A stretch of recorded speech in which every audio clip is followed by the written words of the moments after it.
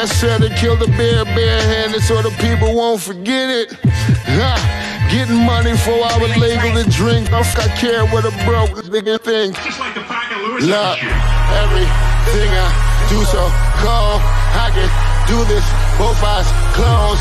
Too short, I stay on my toes. About that guap boy, anything goes. Help the bear if we outside. Help the bear if we outside. Still tipping, baby, nothing changed. I'm still grinding over here, yeah. Still sliding through my own lane. Shorty, nothing funny over here. Dallas rain everywhere around me. Dream to get money. Made it through the storm, living sunny.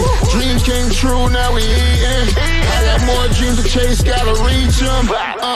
Trying to put a team together like the Hunger Games. Everybody grinding because we all came from hunger pain. Oh.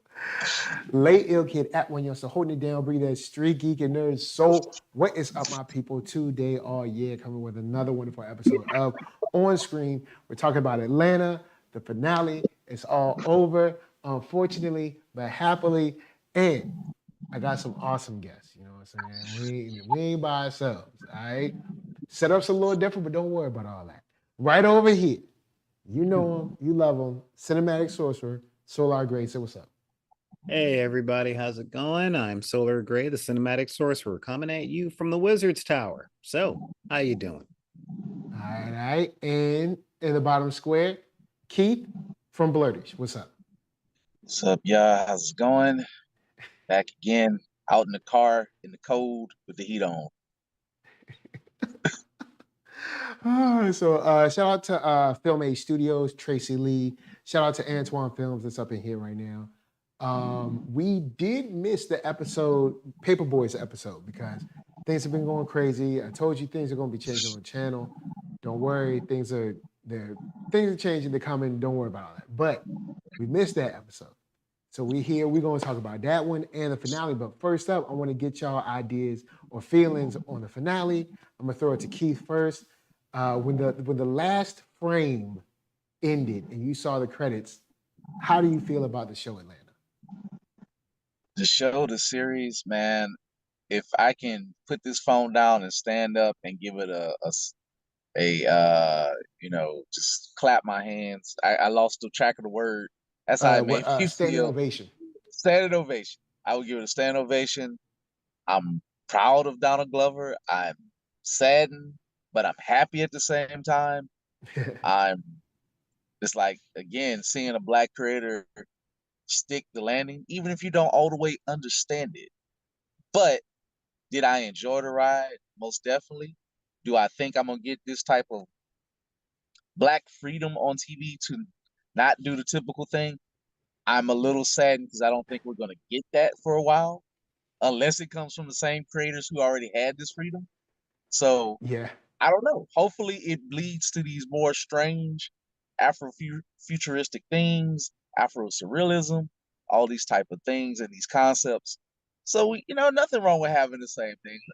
I like my P-Valleys. Sometimes you want to watch the power. You want to see somebody get their head bust open or something. I don't know. But sometimes you want to see your characters be able to dream and soar. Mm-hmm. That's what's up. That's what's up. Hey, Mr. Gray. So, how can I put this? This is that last episode. How can I put this? I'm watching it. That last frame came through, and I'm like, oh, please, please, please, fade to black. Fade to black right now. Fade to black right now. All right, it faded to black. All right. That means masterpiece. That's really what it was. This is real talk. This is how you end a show. Okay. I could tell somebody was a fan of The Sopranos. Which I was cool. I was real cool with that. You know what I mean? Yeah, when I watch this, I'm just like, bruh, this is a great way to follow up the farm. All right, yeah, we with this. We with. Oh my God, it's a Darius episode. It is a Darius episode. Yes, there has been, like, my only problem with the show is that there have not been enough Darius centric episodes because every single one is gold. And I get it. I get it. I totally get it because you can write a lot or you can write well. We know which one DG picked. Yeah. So yeah, I was very, very happy. As far as what he's got in the future, so I'm a little conflicted on that because how can I put this politely?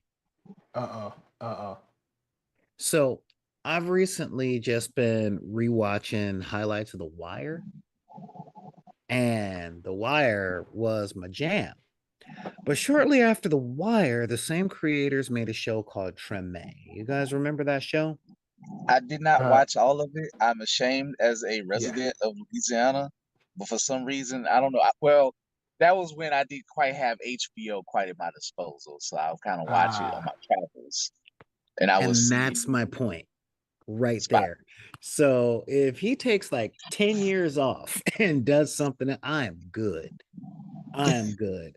Because as far as like getting more Afro surrealism and Afrofuturism, you know what? I'm down. I'm really down. I'm not saying this because I'm all up on Lakeith Stanfield's tip, but if he were to get together with Boots Riley again and make another movie or another show, I'd be down.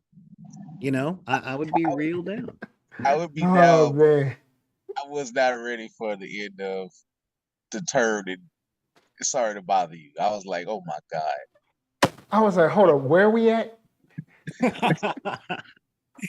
But yeah, so the surrealist thing that y'all know, that's all me. That is 100% me. And in the climax of the episode, I'm like, yes, yeah, you do them donuts. Why pink? That was really my question on that one. But yeah, I mean, I was there 100% with this episode. I only had one question, and I think it was because the actor wasn't available, which was during the what is the term? The section of the episode where they start dropping bars. I was waiting for somebody to pull out a Nutella sandwich.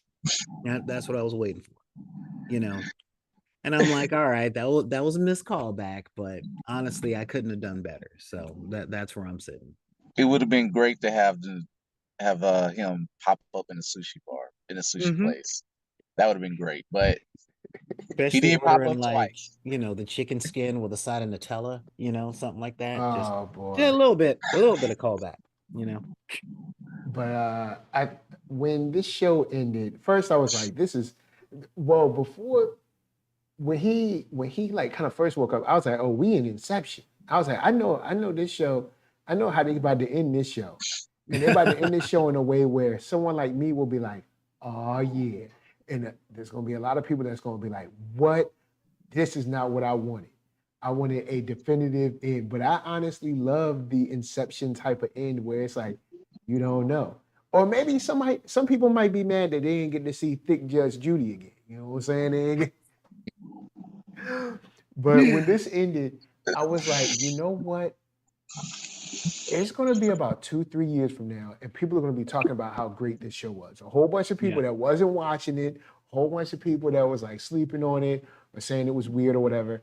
And like 2-3 years from now, they're going to be like, this show was incredible. Shouts to Antoine Film said Inception / A Different World. And also said, job well done. Can't wait to get the physical copies. But yeah, this show is incredible, man. And this episode was crazy. So before we jump back to the Paperboy episode, I'll just jump straight into this episode. I'll start off with one of my favorite things about this episode is that Donald Glover continues to be able to be deep and silly and moving all in the same time. You know what I'm saying? Yes. Because the second we see, because I was like, he comes when we see him go to that character, that's his brother. I'm like, yo, why we haven't seen this character in all this time? Like he's talking to him like we know him. Like I don't get it. Right? And then I was like, then it dawned on me. I was like, yeah, oh man. And then it's like, Yeah. and then it's like sadness. Yes. It's like, sadness. And I it's just like, want to comment on that. because For me, well, hold on, real go quick. ahead, It's like, then it's like, this is why you do it every week. I get it. And I was like, I get it. And I was just like, Donald Glover, you the man. But anyway, Keith, go ahead. Sorry. I ain't never had. It's very rare that a show that's like less than an hour can make me feel every single goddamn emotion in the world at all at once at one time, because I have lost brothers. I have lost, I had one half brother who was way older than me, but I had a brother who was 4 years older than me. And, he died before he reached 40. And here I am. I made it to 40, I'm 41, be 42 next year. So, and sometimes when you try to interpret dreams or find the meaning of them, I actually went, and when I dawned upon me that, oh, his brother passed when he wasn't able to look at him. And if in dreams, you don't sometimes look at the person you're talking to. But sometimes those dreams are so lucid, it's just like they're there until you realize they're not. And you don't know what reaction you're going to get or whatever. As sad as it was sad for Darius, but it was also reassuring for Darius, because him and his family that reaches out to him, or he's reaching out to them, they still love each other. And his brother said, because I think he even goes to a weird Greek myth or some other myths. If the dead is like looking after you, they say you cannot stay here. You got to go back. This is the underworld, or this is the other side. I love you, but it's time for you to go back. I mean, and I think there was even somebody said something about a thing that you're not supposed to eat from the dead in dreams or whatever. I was reading about that, or you're not supposed to hug the dead or something. I don't know how, that's one of those wild things, but it kind of tracks to what was being kind of shown a little bit, but It was beautiful to see. And sometimes, you don't always get that full closure. And I didn't quite always get that closure with my brother. Whereas opposed to my dad, sometimes I might see him in a dream and he's happy, he's smiling, and it's great. And, no problem. And that's just that. So those things are there, Yep. but you get the sorrow, but then you get the silly, the 30-minute thing, just like 30 minutes, whatever the dude said, and then he slid back. That was just like, okay. Kind of terrifying. 30 minutes. He was like, 30 minutes. He's like, what? 30 minutes. I was like, what? Yo. I was like, oh, about to go there. Weird along stuff. How about old girl that picked him up? I was like, because I thought we was real at the time. Because I thought he was heading to it. So like when homegirl picked him up, Shorty was smoking. And I was like, you can't smoke in Georgia. And Shorty was just wilding. She was like, then she was like, if this was vodka, I wouldn't do this. Just like, okay. Yo, and she went to speed off and hit her. I shouldn't have laughed like I did when she hit somebody, but I ain't gonna front. I busted out. I laughed the same way I laughed when those kids threw that baby in last season. Yeah. And the way she grabbed the gun and then like, oh, it's now yours. And ran off like, what? I'm like, oh, Lord. Honestly, silly. Only a writer like Donald Glover and a director like KURO could make me go, you know what? Nah. When the cop is like, get out of the car, please. I'm like, yeah, please get out the car. Just get out the car. Yo, part of me was like, we riding super dirty. Go. Bruh. Like part of me was like, we're not like, it's not like, hey, you got a suspended license. Like, bro, you got alcohol and weed in the whip right now. And you took 12 shots to the head in front of the, like he can't smell it. I mean, I'm a little sensitive like, on this one. because I've been in a car with fools doing this. You know, I mean, here I am, I know the Mr. Clean feeling. and sober and stuff. And they're like on the freeway in downtown, smoking blunts, drinking Crown Royal, like on the freeway, talking about how they hate cops. And I'm like, you know what? I hate sharks. I don't cover myself in blood and jump in the ocean. Like, You know, bruh, but I needed the ride. You know? like you need to look like the most non-alcoholic person Distinguished if you ever get person. pulled. Yo, man, So- shouts out to Shorty when she came out. She was like, First of all, the way she walked the line cracked me. I'm like, cracked me up.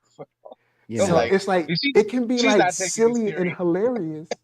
She's Well, not taking this serious at no, all. she was really pulling that Catwoman walking through the club walk. Just I'm like, this is not the time to be showing how you to be sauntering all over the line, lady.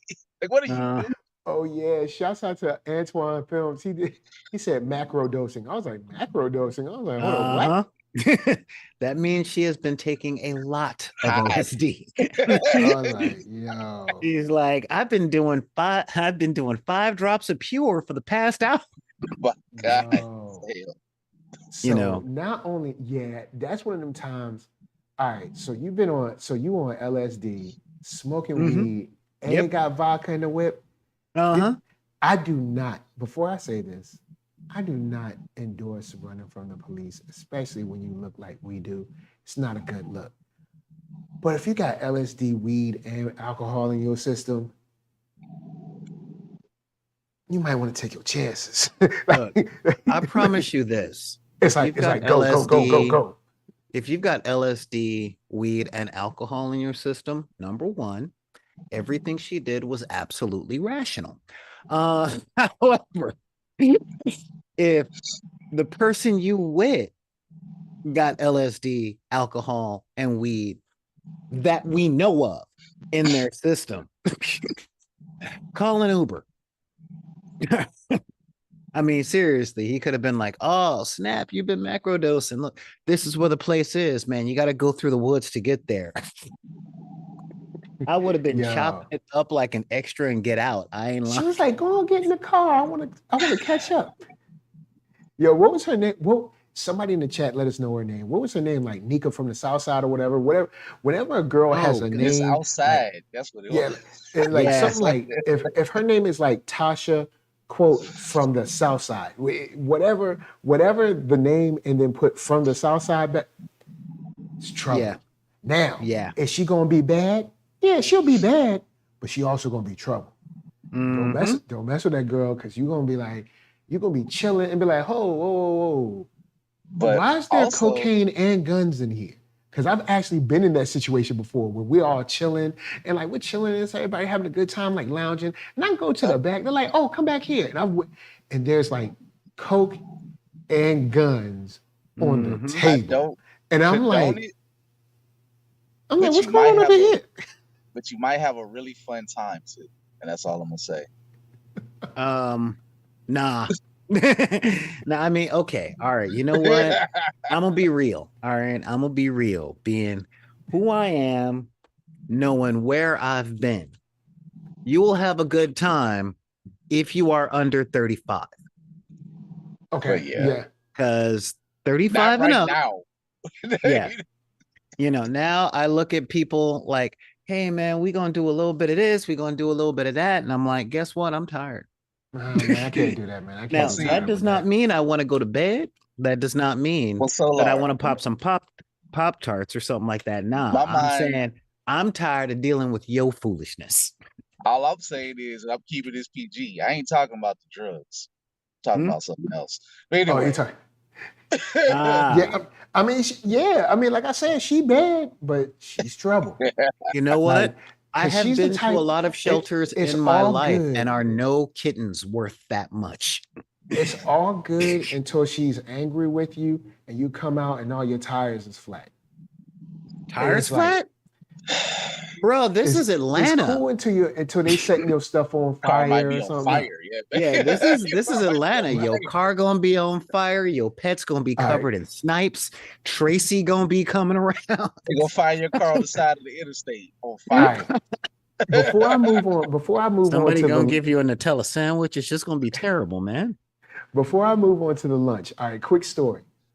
My boy at when I was working at Comcast, I was working on the telephone, sitting in the cubicle, minding my business. My boy, he had a girlfriend, and they had just had a kid.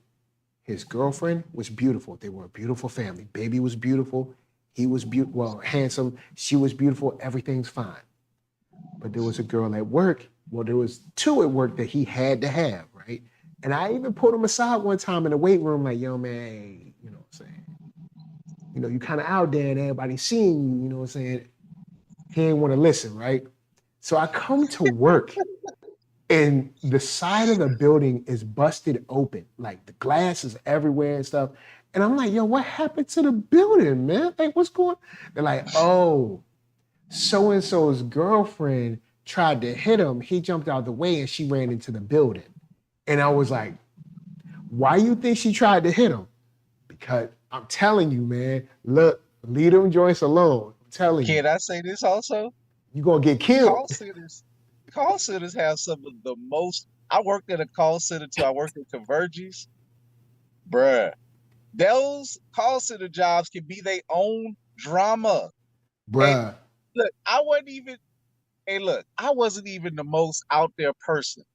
But did I get into some issues at work? Yes. Call centers Did my supervisors get into some issues? Well, as somebody who has the white boy voice, I will say, I thought we was talking about Atlanta. Not sorry to bother you. Oh. Hey, look, yeah. All I'm saying I just had to give an example of why not to mess with them girls like that. Because look, you'll end up dead. I'm just saying, call centers themselves have their own special world with them girls and everybody else. Yo, and everybody. It don't be nothing. All right. I know I'm gonna get in trouble for this, but look, yo, studies have shown that most women in call centers be mad hood. Like they throw on the voice, but in person they be mad hood. All right, they be fussing and arguing in the break room. They be throwing stuff from cubicle to cubicle. I've seen it. All right, look, I'm telling you, like they be hood. Went on one of my worst dates that tracks with a coworker from a call center. She was fine, but after what went on during the date, I had to tell her, like, leave me the hell alone. You got an old man. Don't call me no more. You lying. Anyway, back to Atlanta. I'm just saying. Back to Atlanta. So we got, you know, everybody trying to get to lunch. The whole thing is like, yo, we want to go to this lunch. Van wants us to go. It'll be good for you to, you know, it's a brother, it's a black business, support black business. So we heard last year, you know, Paperboy trying to, you know, infuse black business with cash and all that. You know what I'm saying? Reinvest in your hood. You know what I'm saying? So we get to the spot. First thing he says, "Wasn't this an old Blockbuster?" You know what I'm saying? Like, and they looking across the street at the Popeyes. And in this whole scenario, you get nothing but a pure example, especially all three of us trying to create something and support something in a community that is fickle. So, you know, like they said, this dude, he's learned from the sushi masters, you know, he's been under their tutelage and stuff, and he's come back, and, you know, there's a chef doing the special chef stuff, and you know, they're fusing it with African, you know what I'm saying, you know, African and black, you know, all that stuff, and everything's good, right? And all we see from Paperboy is complaints before we even get in there. Matter of fact, when Donald Glover even announces it, the complaints start. Well, but in all fairness, all right, like, there are two ways to look at it. This is what I call the Oprah conundrum. All right. Oh Lord. Well, no, I had a special irritation with the only person who could announce that they're running for president and would win by a landslide. Because I'm like, all right, she's opening up schools in South Africa and all that stuff. Wait a minute, don't you live in Chicago? Like, why you ain't opening a charter school in Chicago? So I looked into it, and it ain't like she didn't try. And it was like, oh, the people around there weren't interested. They weren't really doing that thing. The kids were more interested in shoes than education. So she took her money somewhere where A, it would make an impact, and B, it would Yeah. now let's But she could have made an impact here. Groundwork. Okay, I'm laying that down as groundwork. Because the moment they pop up, now when he's like, ain't this used to be a blockbuster? I'm like, Ninja, stop complaining. Okay, just stop complaining. Yeah, it was a blockbuster. It's a building, all right? What matters is how the food tastes and how comfortable it is inside. And then I noticed in that very subtle Atlanta way, valet, park your car and give us the keys. Whoa. Like, hold up. They didn't even ask for that at the Trinidad funeral. And how you gonna call this valet? You know, if you're not taking the car. All right, you know what? That's fine. But I love the subtle filmmaking on this, where like everything you see, it just gets worse and worse and worse. Yeah. From, you know, Alfred straight up going, man, it smells like that manager is mean. I'm like, I know what he's talking about. I know what you can smell that they changed their oil. You can smell that everybody who works there hates working there, but the manager is keeping it on point. That's a tight ship. But from the moment they drop their keys off the valet to their napkins not matching. Yo, homeboy had like a Garfield hand towel or something. I mean, I worked in food but he still service gave for him a out long with time. the tongs though. You know, the tongs are fine. You're supposed to have the tongs. That's all cool. You gotta let people grow. You know what I'm saying? You gotta give them an opportunity. Yeah, but you know, when it comes to like opening the restaurant, you know, again, I worked in food service for a long time. They had matching chef shirts. All right. Napkins are not that much more to the order. All right. And it got me thinking about the sorority episode where he was like, all right, look, man, you trying to cut corners and you tried to save me the money I could have made in a day, maybe an hour. You know, he could have just like Earn could have got the hotel, they could have got the napkins. I'm sorry. But again, brilliant writing because it's reflexive of poor man learning to be a businessman. In Earn, and now we're seeing it somewhere else, you know, in a Darius episode. So yeah, that's again. But I ain't gonna lie, I probably would have given the sushi restaurant a chance. You know, like I'll say the bathroom thing was hilarious, bro. Yes, but the thing is, you have to remember, like a lot of people, like sans Oprah. I got my issue with the Oprah thing, and you know what I'm saying. But sans that, you're not gonna be able to get what you get at, say, restaurant XYZ, because those places aren't under financial terrorism and under how should we say, red tape terrorism as Black businesses are. Anyone watching this, feel free to look up at all the businesses that are being shut down by the city in Norfolk, because they're sneak tip blaming Black businesses for violence in Norfolk, and it's like no, violence was happening in Norfolk already, but they're using it as a red tape way to get rid of these businesses. And the same stuff kind of happens here when it comes to business funding, business investments. Also when it comes to... I'll take it a step further. You know, you talked about the financial and the red tape terrorism. Let's add on the seeming, because I got no proof on it yet, but the seemingly intentional deficit of information. You know, it's very, like, I saw a restaurant, I saw in this scene, a dude wants to open up a restaurant for him and his people, and you can see all the places that he just didn't know how. It's a cultural deficit.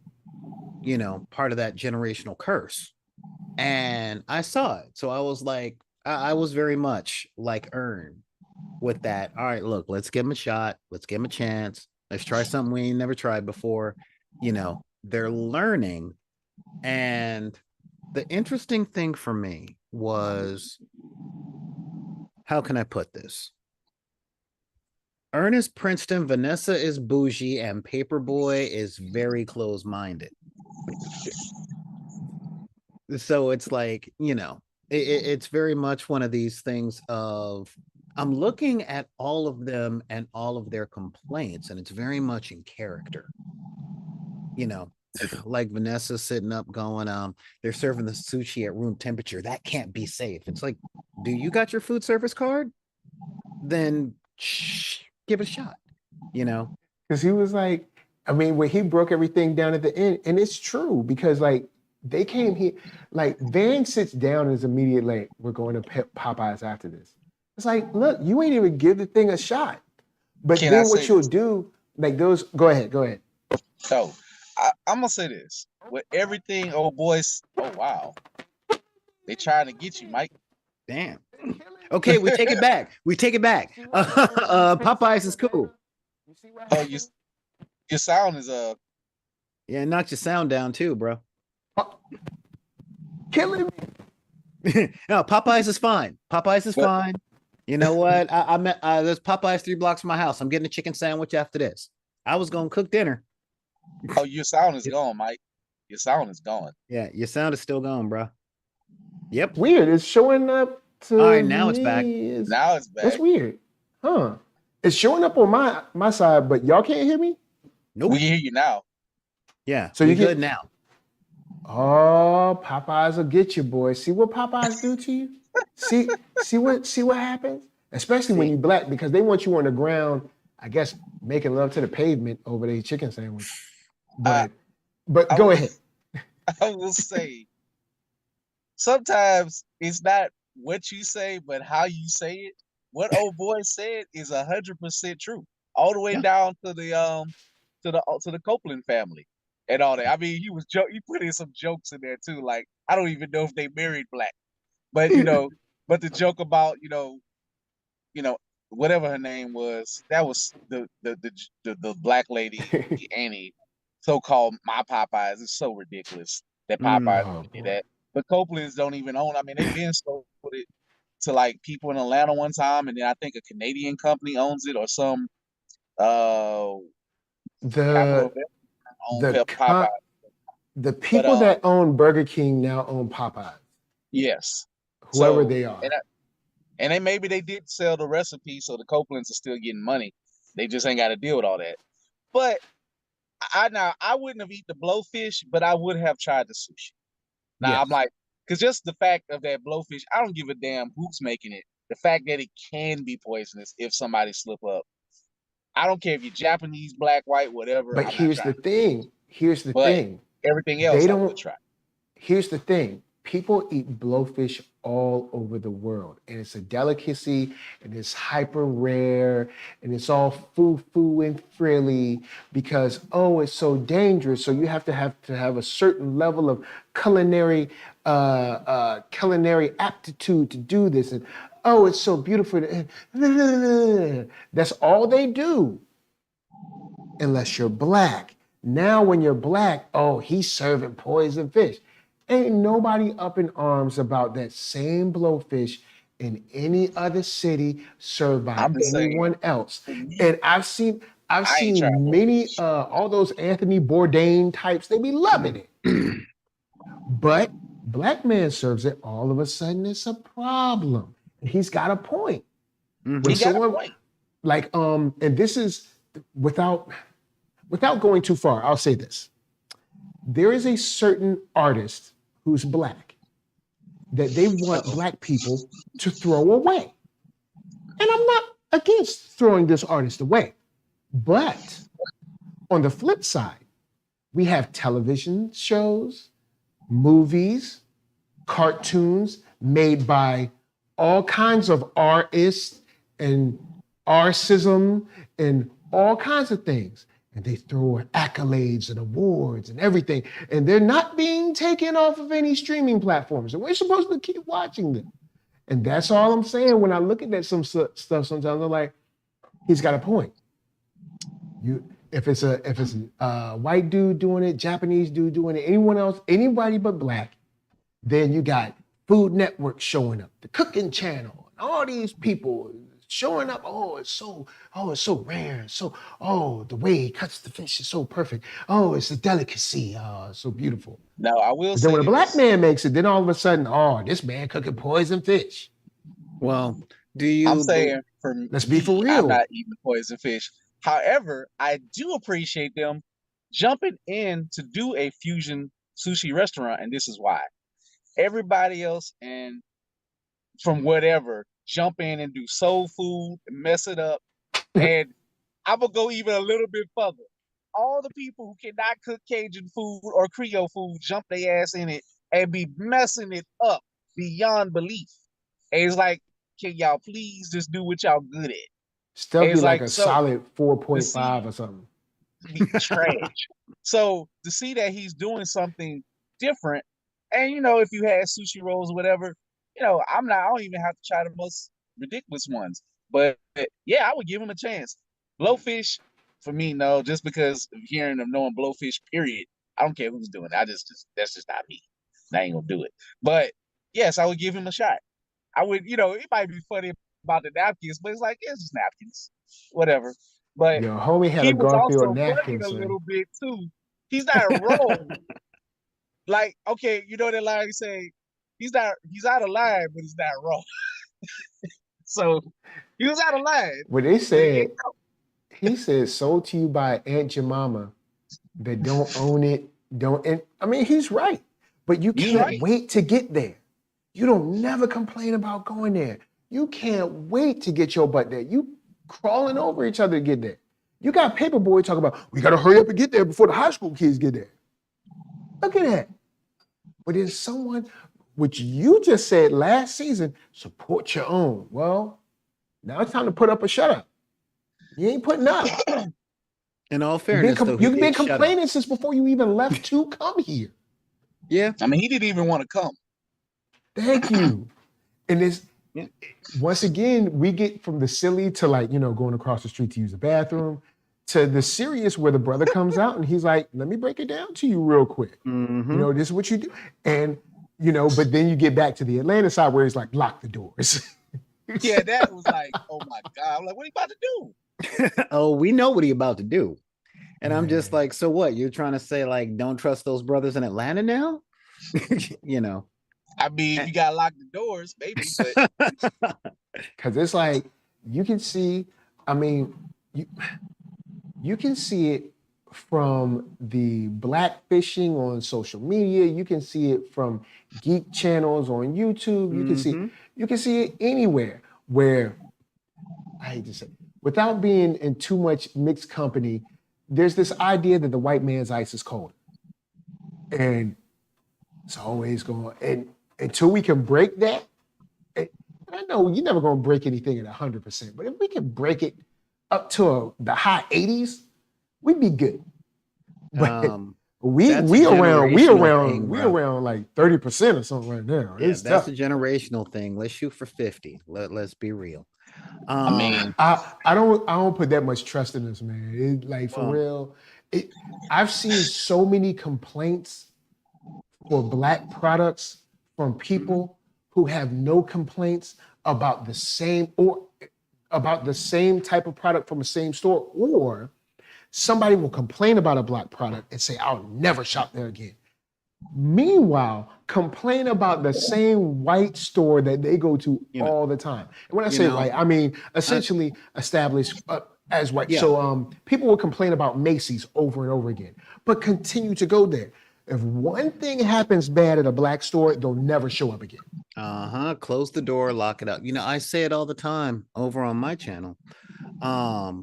They will throw all the money in the world at Mac 10, at Eminem, Bob Saget, rest in peace, gets a YouTube channel. Everybody is there, And don't get me wrong, Bill Burr gets a place at the cookout because at least he's putting the work. But you know, I don't know, man. Bill Burr, you do make me laugh from time to time, but I'm sorry. Due to passes for the cookout being given out too willy-nilly throughout the 70s, 80s, and 90s and early 2000s, Man, I can have someone bring you a plate. I'd give him a ticket to the cookout, but everybody I will ain't be doing no watching more his wife. cookouts. I'm taking my meal to go and kicking it with the family. But Cookout is dead yeah. sometimes. But when it comes down like our channel, stuff like this, we're like, hey, like it, push a button, subscribe, just push a button, but people Solar, rushing home. You know what? You about to touch a sensitive subject, Solar. Me and Mike have mentioned this. In fact, let me jump in with you. Yeah. We talk about that blue check energy sometimes. Oh, bruh. yeah. That blue, just the fact of us who do nerdy content, if you will, different things. Oh, he preaching. But it's funny, and I ain't even saying no names, but we can give a wonderful, beautiful, detailed thing. Even if you don't like it, cool, disagree, that's fine. But we can have interviewed some of the same folks long ago before Sci-Fi Wire touched them. Or I don't know, Top 10 Nerds touch their stuff. Or before they get their own thing and become the one and only blurred podcast that combine hip hop and nerd stuff. Because how many times have you seen that bull around? I'm like, oh, y'all talking about NERDSoul? Oh, y'all not talking about NERDSoul? Because he's another one to do it. I don't even put that tag in my thing. My homie Mark hosts a whole hip hop event. So it's like, by the way, I mess with your Wakanda Forever podcast. That was some gold, man. Oh, you listen? Oh, thank you. Yeah, of course I listened to it. Thank you. Oh, real quick, shouts to Nisa. Nisa was like, tell them, Blurtish, I'm from Baton Rouge, and I can't tell you how many bogus Cajun restaurants are in Atlanta. Is it that bad? Atlanta's kind of close, though. Like, I mean, I'm not saying it is Louisiana, but... No. I will. Thank you, fellow Baton Rougean. My wife went to Atlanta this summer or whatever. Really? There are some good spots in Atlanta. But in Florida, when people get past a certain point, now there are some Cajun folk, believe it or not, in Florida, sparingly, but there are people in Houston. Look, I love the Houston people. Papa Do's ain't it. I'm sorry. I went to Papa Do's. I'm like, garbage. It was hot grease. Those are the Cajuns who lost their way. I don't care. Oh, no. It's funny because you heard it here first. Yeah. Because, I mean, it's funny you mentioned that because, I'm all up in the hood. All right. Like, the 92 riot started at my auntie's house. No lie. I can pull up the footage and be like, she lived right there. All right.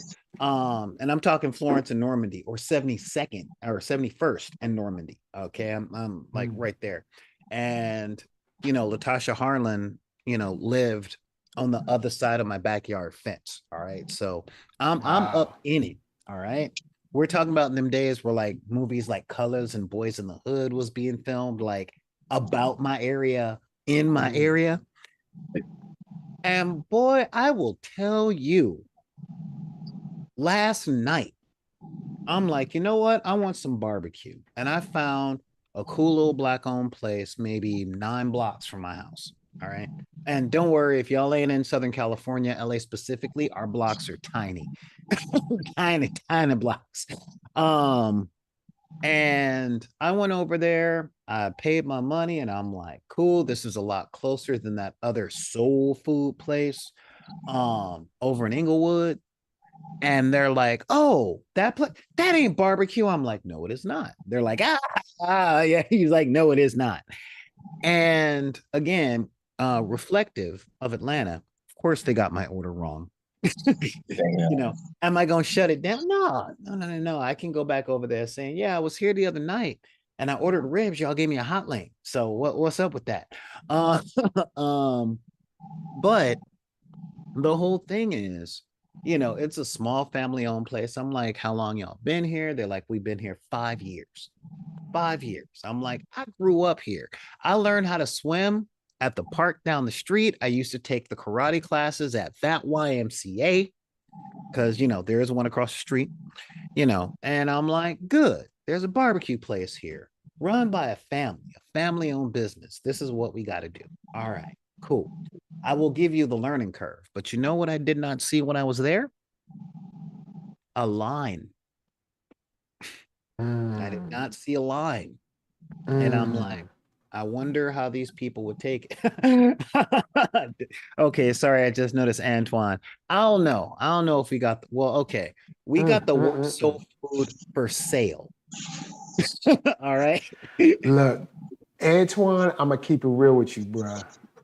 Look, there's all right. There's a level of Hollywoodness that like adds hype to like the soul food here.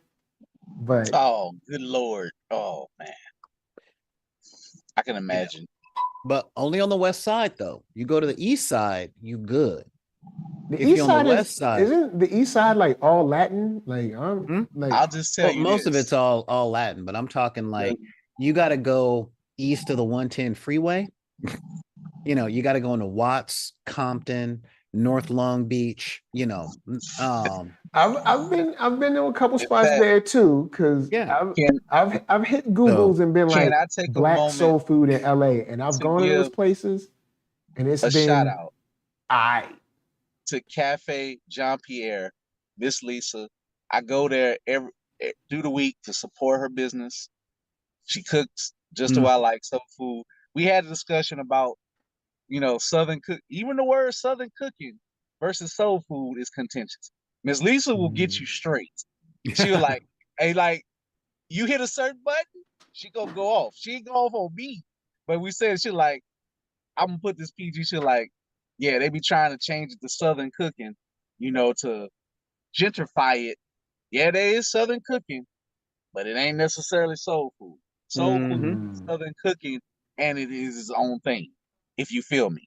So it's just one of those things, man. So Yeah. you know, And I like know I we was rapping saying, on, but still, yeah. it's just I And would like be real talk, we got my some of the life worst stuff for would sale. be a little bit less because my job is in a place that's it's shout out to the person from Baton Rouge. Greenwood is on Greenwell Springs Road. Ain't much in between certain like couple of miles. So I go there, I watch anime out you chilling. She has art on the walls, black owned family nice. restaurant. You know, she let me even do a pop-up there. I sold her books, coloring books before and stuff. And she supports. So of course I go back there and I support.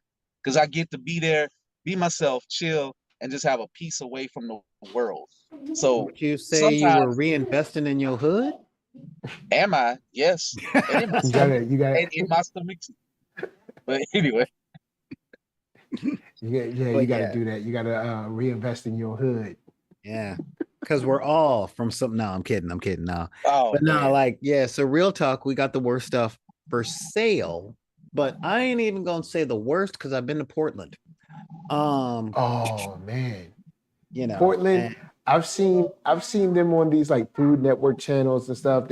I've even seen some documentary like street food on like Netflix or whatever.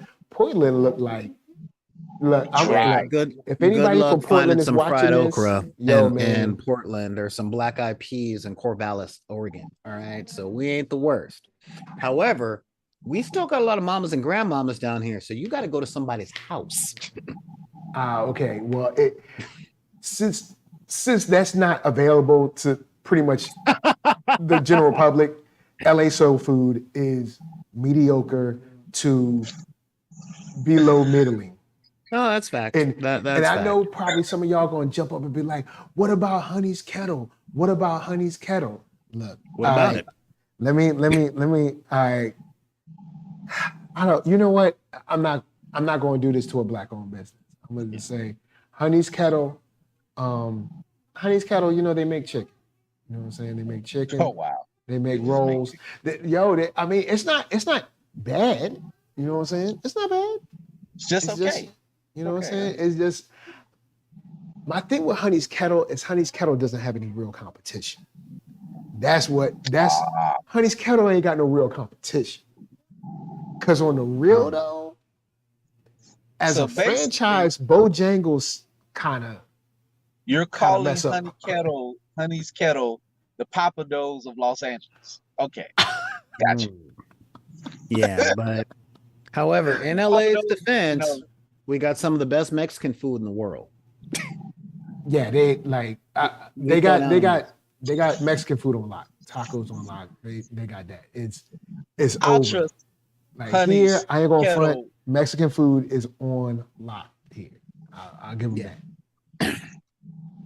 Yeah, ain't nobody messing with the tacos here. I'll give them that. True. I said if you go to Comic-Con and don't get Mexican, you doing it wrong. That's all I'm gonna say. I'm gonna tell you like this. It'll be an old lady on the side of the road with a makeshift grill. And you'll be like, hold up. What? Hold up. What? Her food smelling like this? Bruh. And the tacos be on point, man. Look, it'd be like a little cart. It's like a hot dog cart, but it's for tacos. But anyway. Yeah. I want to talk about Darius and the infamous Judge Judy. You know what I'm saying? Because we hear about the Judge Judy when he meets Cree Summers' character at the pharmacy. You know what I'm saying? He meets her. He's like, you have a beautiful spirit, everything. And he's like, thick Judge Judy. And I'm like, what? But when he said it, I was like, y'all, don't do no thick Judge. Don't do it to me. Don't do that to me in the show. Oh, they gonna do it. Judy came through, son. So I was like, hold up. I was like, all right, Judy. I was like, all right.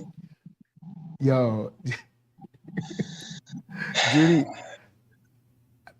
I never expected it. And that's when you get into the Atlanta of it all, the absurdity, where it's actually also funny. But then, you know, you see this moment between him and Cree Summers' character, and you're like, oh man, this is beautiful, man. Yo, why Darius just roaming alone, man? That was you know what I'm saying? Stop and say something. I was like, oh, he's in Inception right now. He's in the depth sesh. And that brings up an interesting thing. And shout out to Miss Lakeith. Darius ain't never been about that. I think that's really good ace representation. You know, I mean, the most he did was talk to Paperboy about Paperboy being with somebody, but you know, he ain't never really been chasing that kitty. You know, I mean, seriously. And it was like, I'm looking at this scene and I'm like, yo, that's a layup, bro. Take your shot. Yeah, I'm like, this is it. You know, maybe with Darius, it comes to him as like old girl did. So I mean, you know, he be straight. Or yeah, maybe it is like how he gets drinks at the club. We don't know. You just get just stuff happens for him, you know. Go his way. You know, I don't know, man. And let's keep it real. Also, if you go on social media, I'm gonna give Lakeith gives about when they give it accolades, there's about 5 women who kind of say the same thing about Lakeith in real life. Like they be like, I would. And they be like, all right. So Lakeith probably ain't got to worry about that. Yeah, he ain't tripping. He ain't tripping on that. Probably. He don't worry about that. He don't. Because it's like it kind of falls into place. Falls his way, man. You say fall, I say rain, but all right. Rainfall, sprinkle. It's funny because just like the Drake party, they worked mad hard to get in the Drake party, and he was just there chilling at the pool, like, looking like wearing his Matador uniform or something. I was like, hold up, what? Like, I would rock that, by the way. Sitting looking like one of the 3 Musketeers up in here. You know, but I will say, speaking of that episode, I think it was brilliant writing, making it a dream of specifically Darius's dream of a happy life with a chosen family. Because in that episode, he was talking to old girl about being in a simulation. Like that was his whole thing. He's like, I'm not really here. You're not here. and to have this episode just tie that up right there, because I'm like, all right, hold up. Trade an iPhone for a sword, for a dog, for $3,000, to Teddy Perkins, to all right, what happened at the gun range actually in a dream? That was real plausible. To just be in places, and the Prague episode, the Paperboy Focus Prague episode, where he was like, yeah, don't be like him. I'm like, how could what the somebody is in the chat right now. I was kind of leaning toward they died in episode 1 too. I was leaning toward that, but then I'm like, somebody also brought up this theory. I'm gonna lean to the happier theory, but somebody said, what if they did die and this is the way that Darius justifies in his mind to rather be happy? Like you say, he picked his family. That's I think what I got from it. If that could be the negative session, like if he had to just be to do something to get over their deaths, I choose to say that even if he's in the Matrix or the happier ending, he chose to be happy, because his lowest point where he lost his brother, and remember him saying stuff like, yeah, I used to have a family and was about to jollof rice. And that episode in season 3, you never really see things bother Darius, but that one when he was bothered, I'm like, that's different for Darius. Like nothing really gets to him. True. But he could not. He took that jollof rice and he's like, this is a sin against me. I must get rid of this. And he's like, I gotta go get stable, because it just felt like, I know he rightfully reacted to that lady's bastardization of jollof rice, but usually he just kind of bounces off of him. He felt so dismayed, and then now it makes sense that Darius. This was like Darius, his part of the Matrix where he went home for a second, and that lady took it. Yeah, she snatched a piece of home away from him, and he could not deal with it. And sometimes just kind of going through Atlanta, I think there's a couple of times where they made his reality glitch a couple of seconds. Like a second off, it did that little glitch thing. So I don't know if he's in a dream or not, or if it's Inception, or if the top will ever stop spinning. But I do love that he chose the happy ending. He's like, whether if they're real or not, or who's in control. And Mike, you kind of touched upon this. It was like we always said nothing happens to Darius. Is he a trickster god? Unfortunately, he's the one maybe being tricked, but he chose to stay anchored and to deal with it how he dealt with it, and he chose happiness to some degree. Yeah, because I think I agree with that other, because I've been sitting and thinking, I think all of them passed away. They were all close, and either on the day or maybe days before they passed away, there was a similar scene that we see at the end of the show, where like they're kind of all together having a good time, getting ready to eat, stuff like that, and just hanging out and shit. I think it's something like that. And then maybe someone got sick or someone else got shot or whatever. And I don't even think that I can't think of the daughter. I don't even think she exists. I think that's his imagined. Yeah, I think Lottie is his imagined life for Ern and Van. Like, but see, that's the amazing thing about this show. Forever we can go on about these things with possibilities. Yeah, I choose to believe that they are real. That Darius is still kind of in his mind from sorrow. That sometimes he don't know what's real and what's not, and he just has to deal with it. But he's anchored by his like, hey man, we're here for you. We're here. We're real. But then there's also that kind of way that they made him go outside, and they are separate and apart from him, and he's looking at them. It's up for interpretation. If it would have went dark, let's say, if they would have went darker, the window was at, then I would be like, yeah, they're dead. But it didn't go dead. It didn't go dark on just them. Maybe that's just me reading too much into it. So Well, I want to believe they're all real. well, But on that tip though, can we talk about the sirens? You know, while he's sitting up watching Judge Judy at the end, and we're going, I kind of want to see Judge Judy, but I kind of want the show to end right here. There are sirens in the background after he confesses to stealing the pink Maserati. So, yeah, again, Good point. brilliant. Brilliant. The show is just brilliant because one sentence, and we're like, oh, yeah. Oh, man, that changes the whole context of it. Like, again, this is the type of writing and the type of direction that more shows need to aspire to, specifically more Black shows.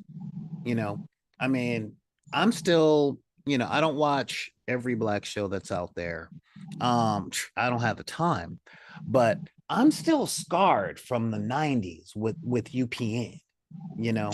oh Lord. UPN is all I we mean- had, and even Homeboys from Outer Space got referenced in this episode. Bruh, the fact that I said- answered he said that how many question episodes- reflectively hurts my soul.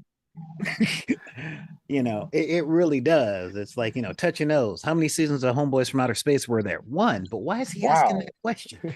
Wow. Just the fact that Homeboys Out of Space get brought up. She Yeah. was At like, the end of one? 11. Yeah, so I'm still scarred from all that stuff. Like I may as well have been selling bean pies and wearing a bow tie when Soul Plane came out. I was hot.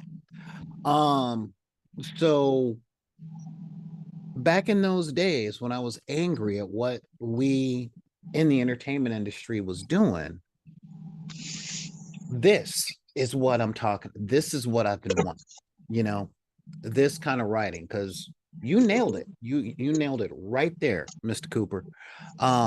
With 30 minutes, one feels like an hour and a half, and two, within that 30 minutes, you feel everything. I felt You know, Yeah, yes, definitely. everything.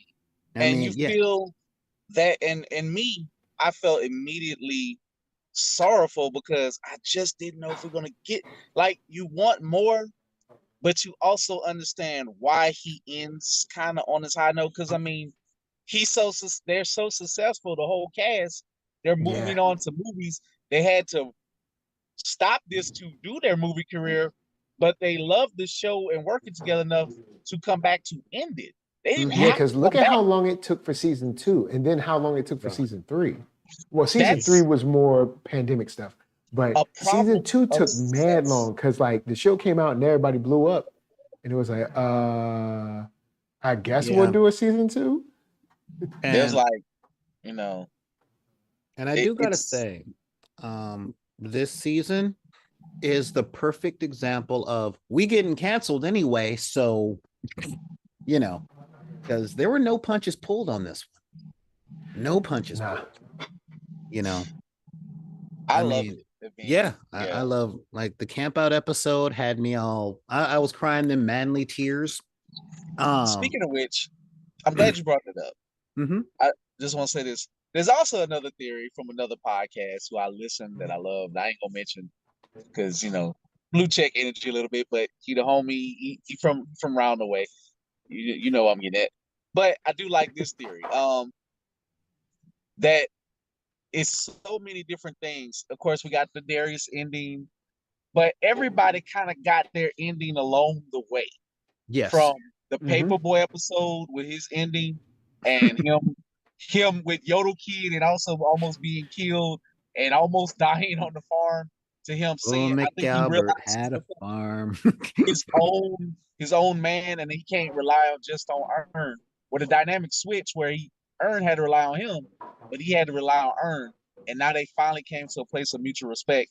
I know we'll Mhm. probably get in that episode eventually, but that's kind of my take on it. But also, Van having to get her mental health in order and realizing she wants to be a mom and she needs to be stable for Lottie.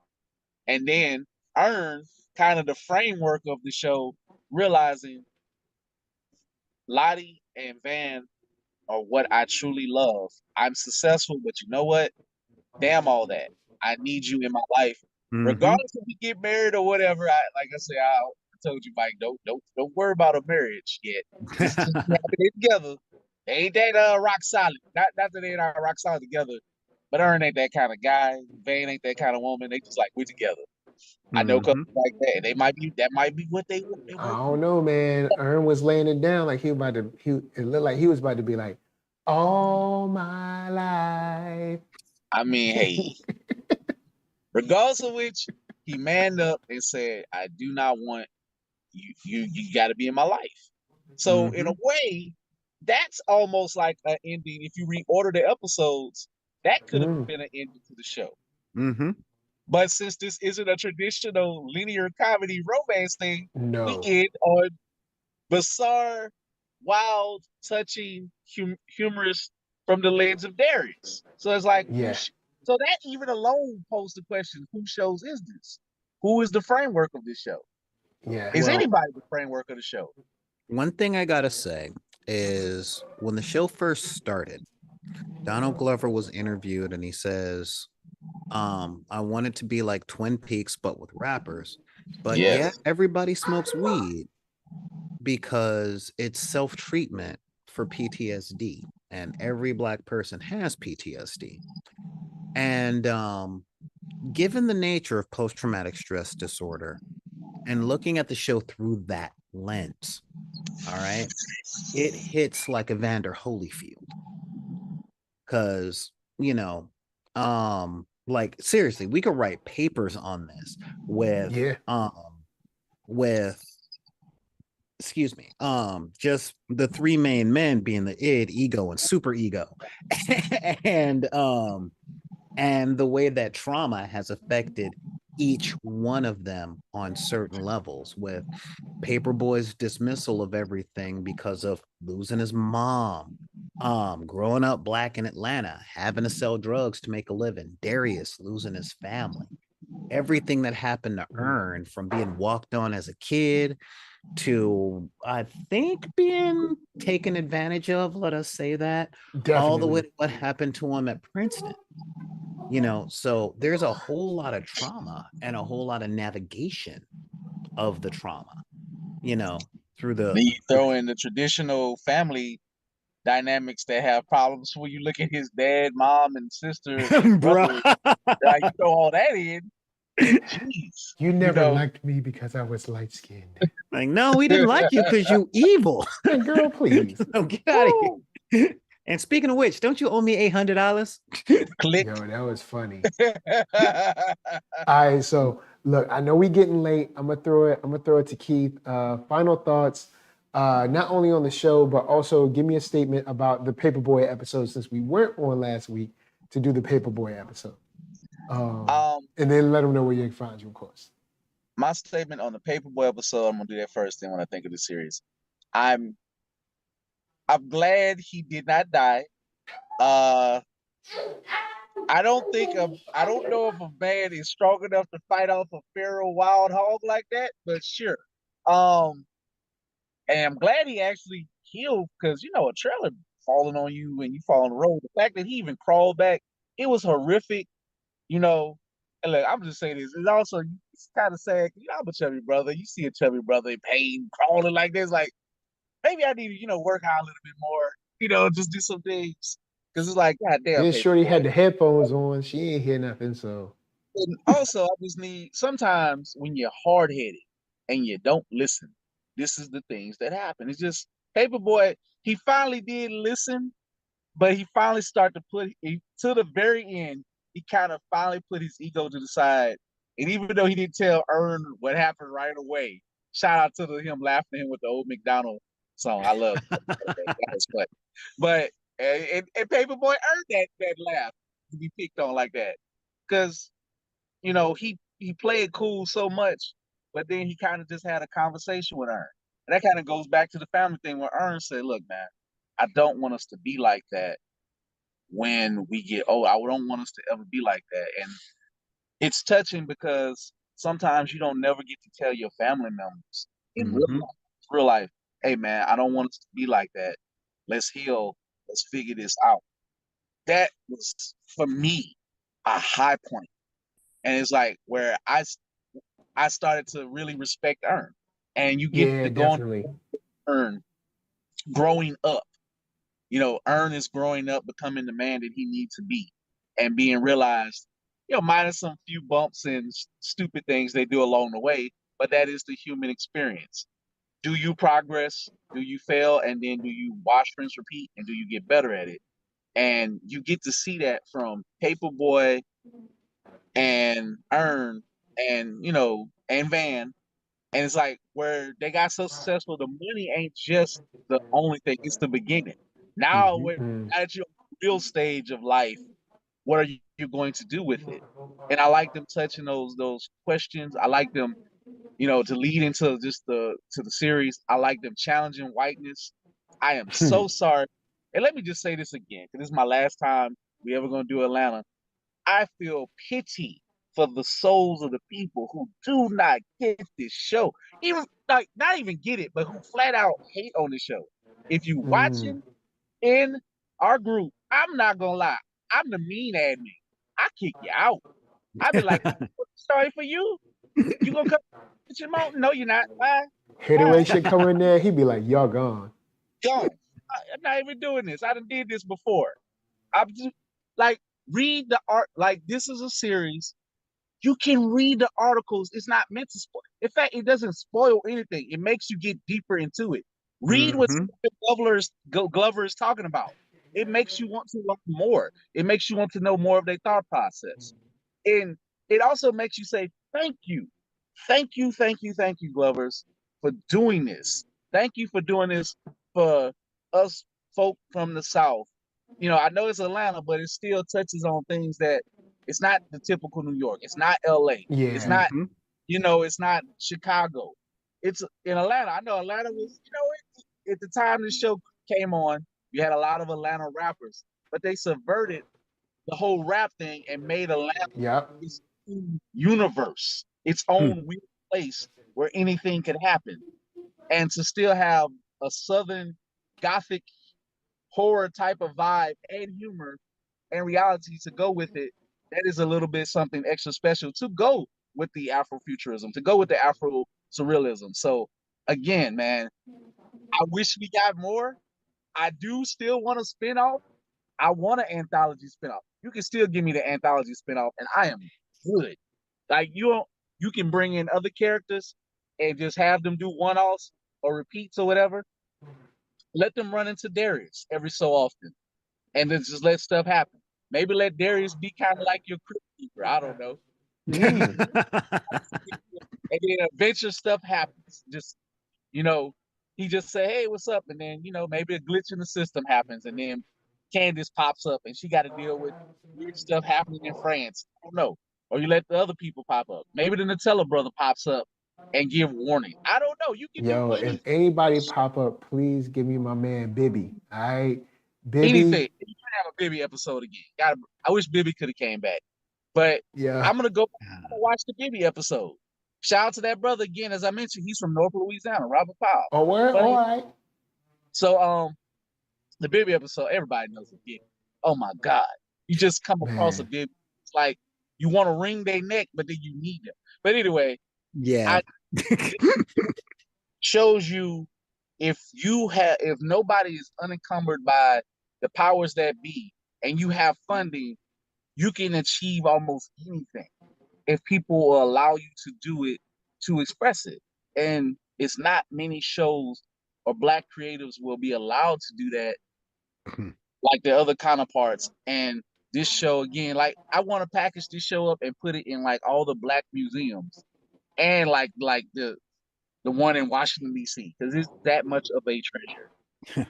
Word up. So you can find me at www.blerd-ish.com. That's www.blurdish.com.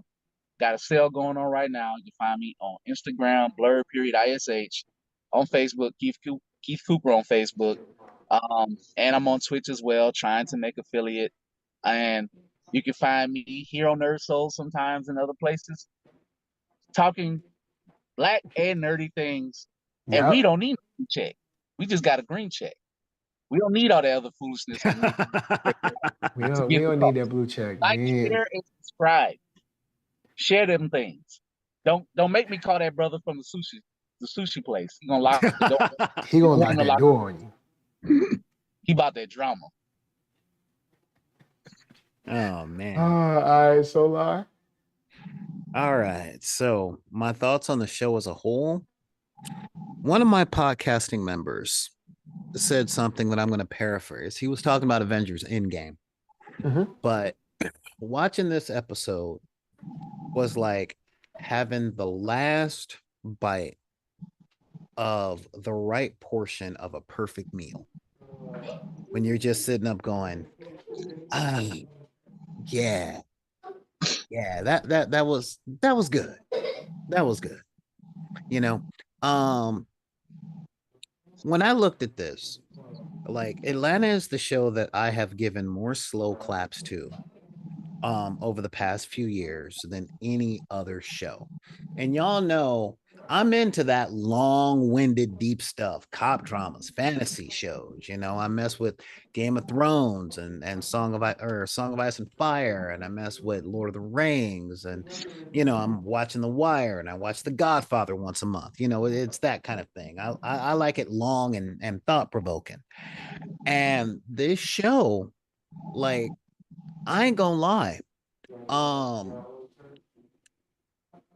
This show is on the same tier, if not higher, than Breaking Bad for me. It really is. Oh yeah. This show definitely. This it's on the prestige shortlist. Yeah. Yeah, this show talk, is S tier. Yeah. Definitely. Now, real talk. Part of me is glad that it's over, so I can binge it from beginning to end. Number one, and number two, because it did not overstay its welcome. Yes. You know, so many shows stay so long where you're like, all right, I'm a little bit done. I'm a little bit done. Then you look back 10 years later going, that's still on? Who watches Family Guy? No, I'm not naming anything in particular, but yeah, I mean, you know, it didn't show out its welcome. It had something to say. It said it, and now they're moving on. Now as far as Old McAlfred's farm, I think it was the philosopher Hobbes that said a hard head makes for a soft tush. But he said it in German, so it was something a little different. Because when I was watching that episode, I'm like, man, you know, it reminded me of that old joke of the drowning man praying to God that he gonna get rescued. Because at every single turn, old boy with the general store that's like, you're gonna order it off Amazon, ain't you? Is like, all right, so this is what you got to do to live here. This is the roadmap. Here, I am your Obi-Wan, and you listen to me like I'm Yoda. All right, that's fine. That's fine. Go lose your hand. Oh, you lost your foot. All right, yeah, that's cool. You know, I mean, really, that's really what it was. But one, I don't know who said it. I think it was somebody in the group, as a matter of fact, Mr. Cooper, that's like, every time I get a Paperboy centric episode, I am afraid he gonna get killed. Like, you know, I say this, people thought me and a couple other people, I'm like, the specter of death is on him. Like, it's something. It's always something. Yeah, and I know it might be some other allegory. Like, shout out to Marquita, she made some great points. However, it's just he always almost escaping near death. Yeah, I mean, I don't know how else to put it. You know, but yeah, so having the episode of him getting in touch with himself and realizing that the mindset that he has been in is no longer serving him. Yes. You know, now it took him leaving society, living on acreage by himself, almost having a tractor fall on him, then having a tractor fall on him, then being attacked by a wild boar, and getting sponsored by Amazon, because if there is a commercial for Amazon, beating a wild boar to death with your newly delivered cast iron skillet is definitely one of them. You know, like Amazon when you need it now.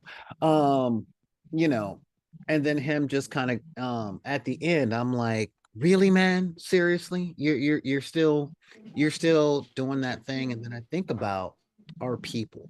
I think about my family, and it's very much like that. A tractor fell on him. He killed a wild boar with a cast iron pot. Like that is fantasy novel stuff. And what does he talk about? Yes, Nothing. It's all good. it's all No, we good. good. It's slow moving out here, bruh. Mhm. You You know, drag yourself on the pavement to your house and you yelled for help. To like, you lived a survival horror movie against real nature. talk. Like, Yeah. The whole first 20 minutes of There Will Be Blood, and you're seriously talking about like, I, nah, it's slow moving, you know? And I'm just sitting up going, did you learn nothing? but But then in the next episode, yes, he did. He can, learned a and great deal. can I say something about that episode again? Yeah. But what's so crazy with the survival horror part? But I was so happy for him when he got the tractor rolling. It felt so good. We're like, oh, he got the tractor rolling. Look, But I've now been that we know rebuilding the, my motorcycle for the past week, so I know that I'm looking forward to that feeling. but if you're on a tractor, somebody said it. If you're on a tractor, you need to do what you need to do and get off of it. Don't even right on the tractor. Oh, he's like, oh yeah, you need to do that. I forgot. You don't joyride on a tractor because of You know, things like that can happen because it can break down. You don't go way off in the woods to the tractor. Yeah. They break down. Especially something that old. you know. Shouts out to Nisa. Good night. See you. Shouts out to Kid at Heart. Nice to see you. Nice to see you. Yeah, so quite honestly, yeah, this is one of the best shows. Like this show is really proven that we are in a current golden age of television. And that episode really, it didn't speak to me as much as Earn and Therapy did, because I ain't gonna lie, I'm just this side of toxic on the petty scale. So, it didn't hit me in the same way. But yeah, that episode was very much needed. Like I said, I'm glad it's over. If they did an anthology show, let's be real. Um, it would make most sense for the Nutella dude to be the crypt keeper on that one. That's true. But we Open know it's your gonna be third eye. Zane. Don't be stupid. We know it's gonna be Zane. Zane and that little cussing kid. That's like the whole show. Wow. If it's Zane, no thank you. Zane can pop up, but Zane better not be like the the host of things. Come on now, like but Zane. yeah, Oh so God, I mean, that's just the whole thing. I got to give a major shout out to Hiro Kirai, because we have not given him as much love as he has deserved as a director. Okay, yeah, the camera work, the color grading, just honestly, again, this show is a masterclass in good entertainment, a masterclass in short film. Like it really is. yes. Um, because it doesn't even come off as pretentious, is the thing. It, No. it it tells its story. Okay. So yeah, I am just, every season that it ends, I binge watch the first season, or I binge watch it again through a different lens. you know, Sometimes through the black comedy lens, sometimes through the social commentary lens, and the fact that there is the possibility to do this.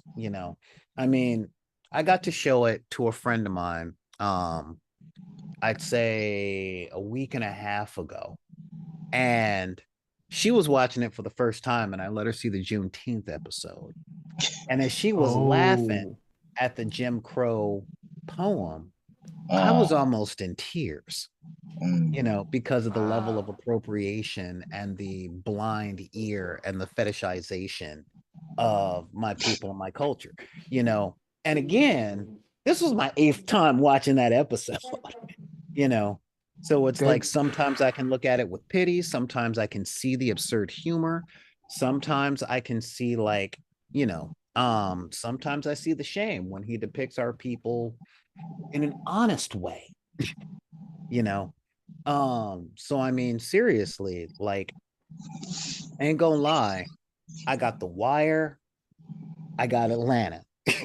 You know, I mean, seriously, it is on that same level of filmmaking. So again, just brilliant. And if you want to know more, you can, well, my production schedule is on hiatus until December.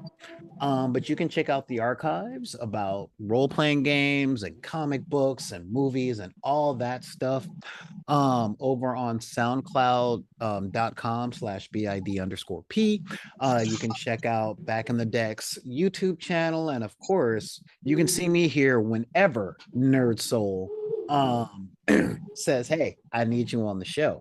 But the only way you go know about that is if you subscribe. See, you gotta hit that subscribe button, hit that bell notification for Use them thumbs. you know, yeah, because you don't know where I'm gonna be. You know, I'm the cinematic sorcerer. I could, you know, my sling could mess up, I could fall through a portal. You know, I can be kicking it with Wang watching The Sopranos. You know, you never know. So, you know, now if you're subscribed here at NERDSoul, you know, you might actually catch me every once in a while, even in the comments when he's talking about Lord of the Rings. I'm like, yo, yeah, what's up about that? You know, so yeah, that's where y'all can find me. And yeah, I am normally the first comment. It's one of the things. So all right, well, Paperboy, the thing that stood out to me is that sometimes I'll say we, so I won't pathologize this, but sometimes we will scream out for help from complete strangers, but the ones closest to us hide pain and pretend like everything's okay. And then as far as the show is concerned, I'm gonna sit this down for a year, watch it all again next year. But this might be my favorite show ever. This might be my favorite show ever. I'm gonna sit back, I'm gonna watch it again next year. I'm gonna sit it down for a year and binge the whole thing, but this might be my favorite show ever. So with that said, man, that I appreciate the thoughtfulness in that. Yeah. Like this could be blush. I don't know. I'm going through. I'm gonna be honest. There's not many that's like messing with this thing right now. No, not at all. Like, and if there is something that I would say is messing with it, it's not in its genre. So it's not really a one-to-one comparison. What genre would that be? All of them. It is like called Atlanta for no name fits its nature but its own. Yeah, I mean, I guess at its base, you could say it's sort of a dramedy. I guess you could say it's a dramedy, sort of, but it's on another level. So, guys, I want to give a shout out to Nisa, Antoine Films, Kid at Heart, Tracy Lee came through earlier, Film Age Studios, of course, Keith of Blurties, Solar Gray, the cinematic sorcerer from Back in the Deck Productions, and NERDSoul, NERDSoul, Facebook, Instagram, Twitter, TikTok, podcast, all that jazz. Like, subscribe, thumb, share, all that stuff. You know what to do. Atlanta will forever exist in our hearts. Amen. Forever, I love Atlanta. Yep. Forever, man. This show is crazy good. So, of course, dope beats, dope comics. Until next time, from us to you, we're saying peace. I wonder how long the think piece is gonna come in before they all loved it. Yeah. They all loved it, huh? Well, I ain't gonna lie, the take does a lot of good ones. And I'm like, oh, you go, you little white women. That's so nice. You're actually you see some stuff here. Anyway, we out. All have loved it. Peace.